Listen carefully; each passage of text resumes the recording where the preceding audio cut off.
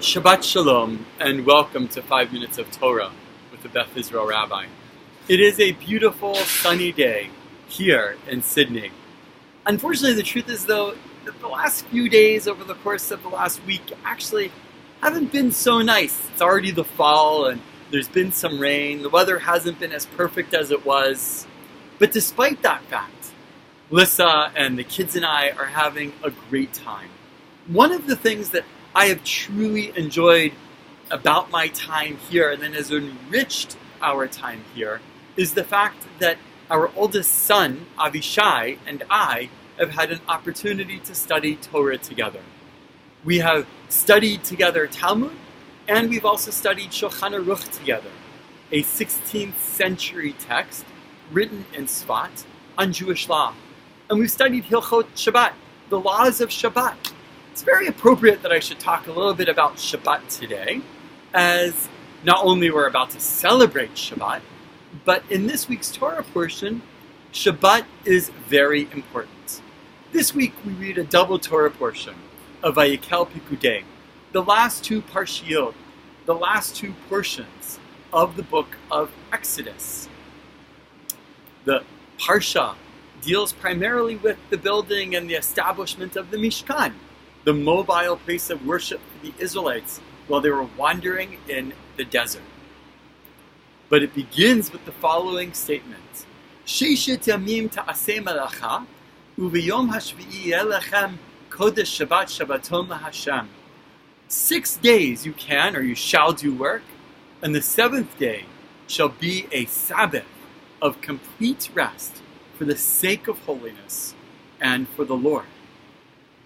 This is a bit odd, and the rabbis wonder, why is this particular commandment here in the midst of so much of a text dealing with the Mishkan? One of the answers that is given by the rabbis is the fact that here, when the Torah tells us to celebrate and to mark Shabbat, it is a reminder of the fact that the Shabbat was to override even the building of the Mishkan, even the building of the most sacred space that was ever created by the Jewish people. This reinforces the sanctity and holiness of the Shabbat for us.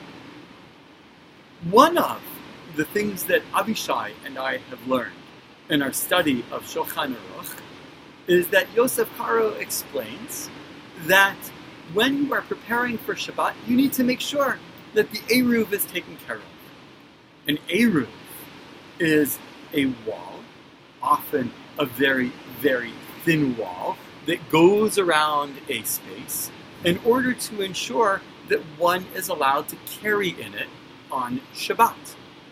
On Shabbat, one is only allowed to carry in what is known as a Reshut HaYachid, a private space. And in order to make a non-private space into a private space, we're allowed to create a wall around it known as an Eruv. Many Jewish communities around the world have Eruvim, have Eruvs. One of the important things to understand about the word Eruv is that it comes from the Hebrew word for mixing, to mix together.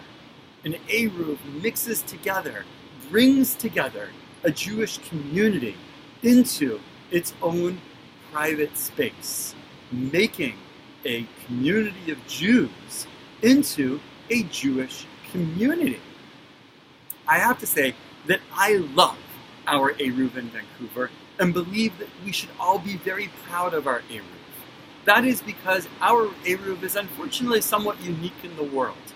It was built by Shaarei Tzedek, by the Orthodox synagogue in our city, in such a way and maintained in such a way that it encapsulates all of the synagogues in the city, in order to ensure that we are all truly one community. This has a very practical outcome, which means that we're able to move throughout our Jewish community on Shabbat.